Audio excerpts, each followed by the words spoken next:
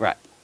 Um, we have plastics, so I'm assuming they ate through and somehow got in from the Sure. ground. But everything's organic, it's all organic soil, so I don't want to put anything in there that, would, like a normal thing that you would in your grass. Okay. So the answer for you, the question was, she was turning over her garden, which is organic. She's come across wireworms and white grub. So the number one answer for that would be milky spore. Okay, milky spore is organic, safe, and it will do a job on the grub. The wireworm, we have a small problem with. I would think that one of your easiest one for the wireworm would probably be diatomaceous earth in a food grade quality, which is also available here. So you and I would feel like talcum powder. To the insects, it feels like razor blades and cuts them and they cannot heal. So I would put that in, Yeah. and then I would wait how long to plant my plants in? Well, it's not going to be. It's going to be there regardless. So, the answer is you could. It has no effect on germination or your plant material. It's just as far as protection. It's debatable how long it really takes milky spore to work. That's what we had a question. In all season and just let it sit? Oh no! You can work it in, but I can't guarantee you how long it's going to truly take. It's debatable. What happens with the grub with the milky spore, and it's a true spore, the grub consumes it, incubates it, dispenses it, and then chokes out on it basically. So, and it spreads it the whole time. So you have that protection. The DE and the food grade DE is not the same one that you get at your pool store. The diatomaceous earth at a pool store has been kiln fired to catch impurities. So the actual fingers are larger, where diatomaceous food grade, which is actually consumable, and people feed it to animals and also their self for parasites. Good evening. That is a completely different style because it's sharpened on the edges. Okay? Yes, ma'am. I have a terrible problem with squash vine borers. Is there a way to prevent those rather than cutting them out of the vine? Right. Okay. So the squash vine or the squash borer. Um, Is that the same as cucumbers on the cucumbers? yeah, it gets in the actual vine. Yes. Yeah, it's the same. It should be the same guy. Um, as far as a remedy for organically, I don't have one currently. Besides actually extracting that, which is just, if you're a surgeon, you can extract that worm all day long. I don't know how other people do it. But oddly enough, the chemical 8, what I do with it? Thank you. This chemical in a granular form, which is not organic, number 8 granular, is actually listed for your vine borer. And she's going to bring one up. Yes, ma'am. I had read somewhere about putting aluminum foil around the base of the squash to keep them out. Really? Okay. Yeah. All right. I haven't heard that one, but the question was, or the comment was, that they've heard of putting aluminum foil around the base of the squash.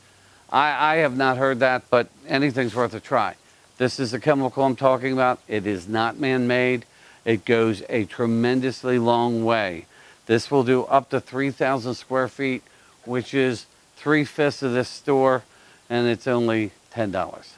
But it is not man-made. Now, do you put that in the soil? Right in the soil. Yeah, you can put it above the soil and it'll find its way, or blend it into the soil. Yes, ma'am. That it's not man-made. It is. I mean, it is man-made, but not organic. Thank you for keeping me straight tonight. I tell you.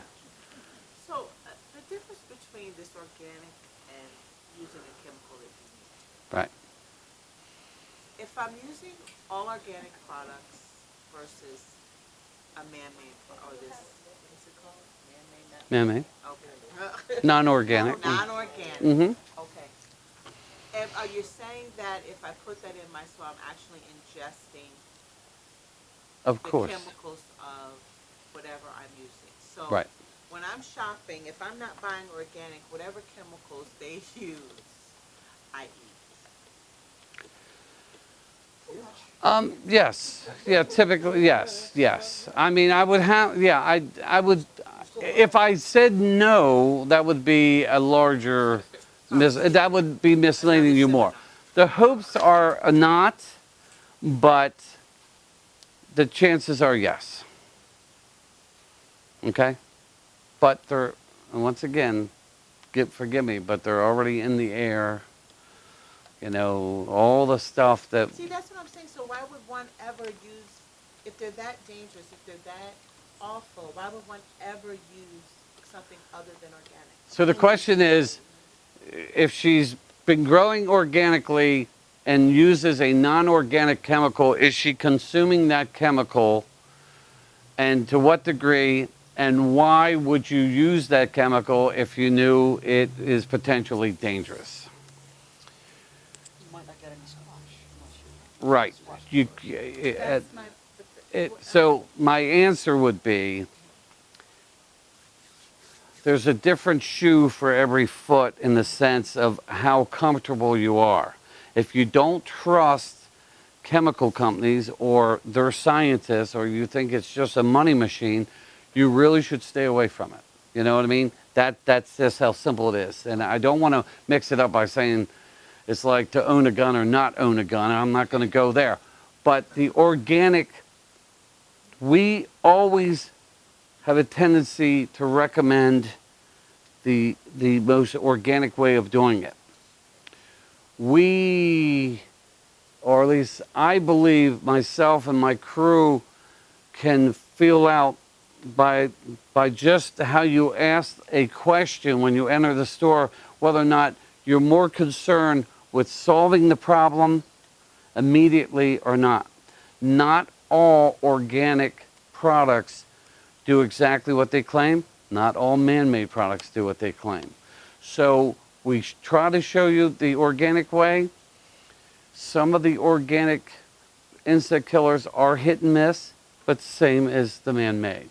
So we try to feel out, this is truly, and you should feel this way when you walk into this store, we will ask you, man-made or organic? And we'll say, kids or pets? You know, we're going to ask you kids or pets because, you know, we have fertilizers differently for each different thing. And if you're worried about lawn chemical, you know, for your pets and your kids, you got grandkids coming over, you don't want them consuming them or walking on chemicals, we take all that into consideration. But I hate to use the term, you got to pick your poison, but you got to decide what you're comfortable with. You know, it just, You want to glow in the dark or not? it's, yeah. The comment was, do you want to glow in the dark or not? All right, now we're going to go there. So anyway, so people come in, they say, I have so many mosquitoes, it's driving me crazy.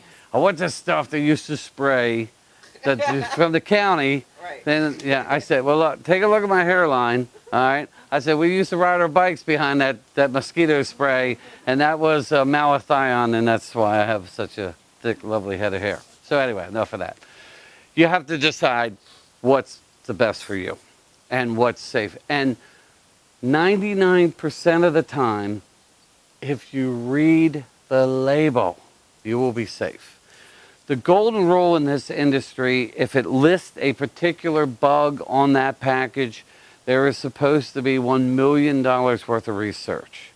Because if this says kills the squash beetle and it doesn't, you're going to tell him it doesn't, you're going to tell her it doesn't, and that's the whole theory behind it. When used wisely and used properly, I believe things are as safe as you can get.